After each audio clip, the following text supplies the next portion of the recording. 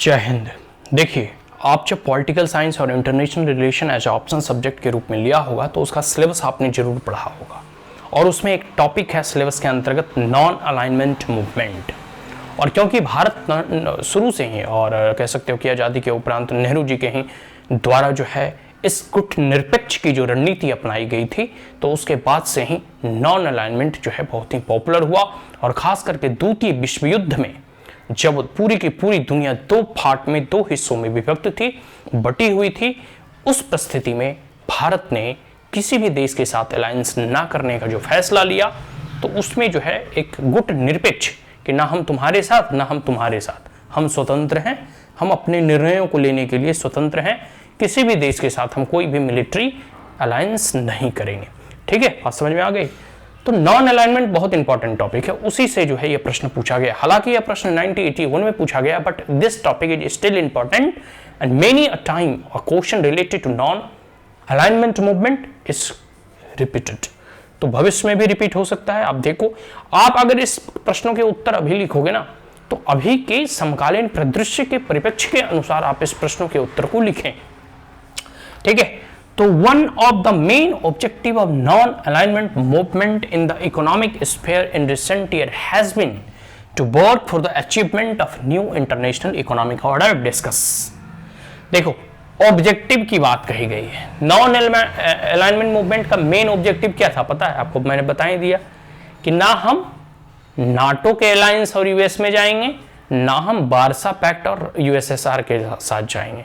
मतलब हम ना अमेरिका के साथ जाएंगे ना रसिया के साथ जाएंगे, जो अभी वर्तमान का रसिया है, उस वक्त यूएसएसआर। हम किसी भी देश के गुट में शामिल नहीं होंगे, बल्कि हम नॉन अलाइन रहेंगे, किसी के साथ नहीं मिलेंगे। अपनी नियम कानून और अपनी पॉलिसी एजेंडा हम खुद जो है अपने अनुसार से सेट करेंगे, हम स्वतंत्र रहेंगे। बात समझ में आ गया? क्योंकि अगर आप किसी गुट में शामिल हो जाते हैं तो उस परिस्थिति में आपको कुछ टर्म एंड कंडीशन आपके ऊपर लादा जाता है। मान लो किसी तीसरे देश के साथ युद्ध हो रहा है और आप किसी गुट में शामिल हो सकता है कि उसका मार आपको भी झेलना पड़ जाए, isn't it? ठीक है, ये चीज़ें हैं।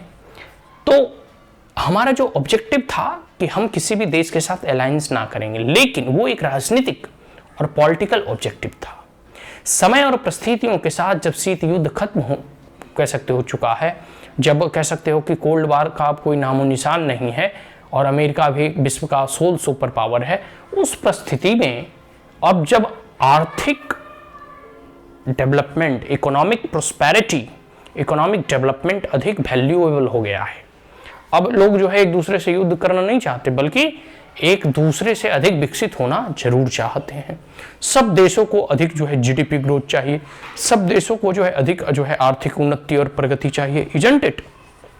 तो उस परिस्थिति को देखते हुए इस नॉन अलाइनमेंट मूवमेंट का ऑब्जेक्टिव भी बदल गया है। अब ऑब्जेक्टिव क्या है? आर्थिक स्फेयर में इकोनॉमिकली हम जो अब वर्तमान समय में रिसेंट ईयर में यह चाहते हैं कि किस प्रकार से हमारी एक अचीवमेंट हो, ताकि हम एक न्यू इंटरनेशनल इकोनॉमिक ऑर्डर हम खड़ा कर सके। देखो, न्यू इंटरनेशनल इकोनॉमिक ऑर्डर कहने का मतलब है ना कि नई जो है अंतर्राष्ट्रीय आर्थिक कह सकते हो ऑर्डर्स को खड़ी करना।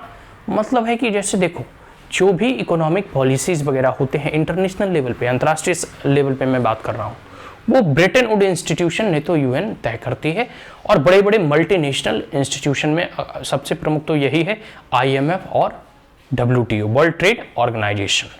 ठीक है, या फिर वर्ल्ड बैंक भी आप कभी कभी कहो। तो ये सब जो इंस्टीट्यूशन है ये वेस्टर्नाइज इन नेचर है, मतलब वेस्ट कंट्री के द्वारा इसे डेवलप्ड किया गया है, तो उनकी फिलॉसफी और उनकी तरफ वो अधिक टेंडेड है, झुकी हुई है।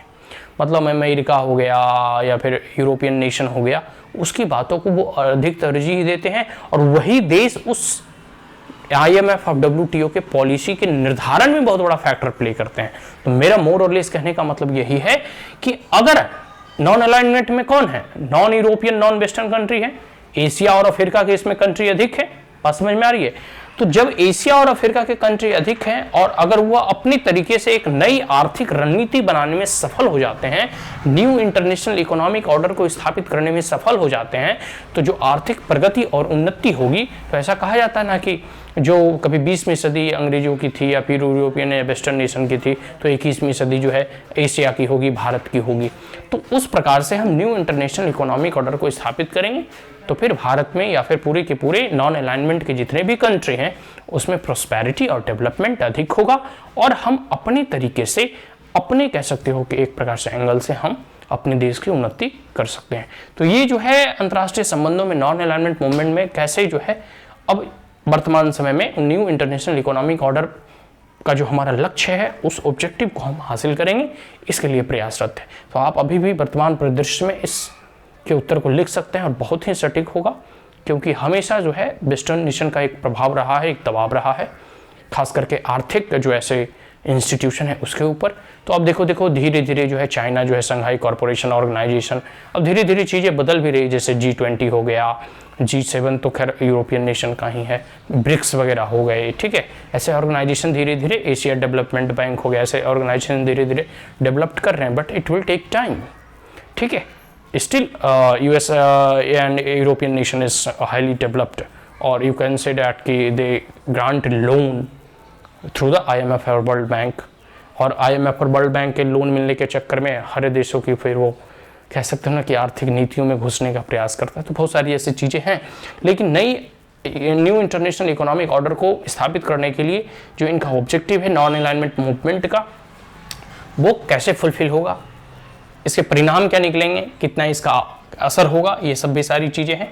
तो इस अचीवमेंट को क्या इस कंट्री गुट निरपेक्ष वाले देश अचीव कर सकते हैं? जरूर कर सकते हैं, अगर सब अलायंस मिलकर काम करे तो। क्योंकि अगर नंबर ऑफ कंट्री की बात करूँ ना तो इसमें अधिक है। हाँ, यह बात जरूर है कि इसमें सारे देश डेवलपिंग इन नेचर हैं, ठीक है, लेकिन सबसे बड़ी बात है कि अगर डेवलपिंग इन नेचर भी है फिर भी सबके एम और ऑब्जेक्टिव समान नहीं होंगे कि poverty reduction, sanitization, education, health. तो इसको लेकर अगर सारा देश मिलकर प्रयास करे तो स्वाभाविक सी बात है कि हम जो है नए एक आर्थिक ऑर्डर्स को स्थापित करने में कामयाब हो सकते हैं। सो डैट्स ऑल। आशा करता हूँ ये प्रश्न समझ में आ गए होंगे। अब हम लोग कोई नेक्स्ट क्वेश्चन को समझने का प्रयास करेंगे। That's all, thank you.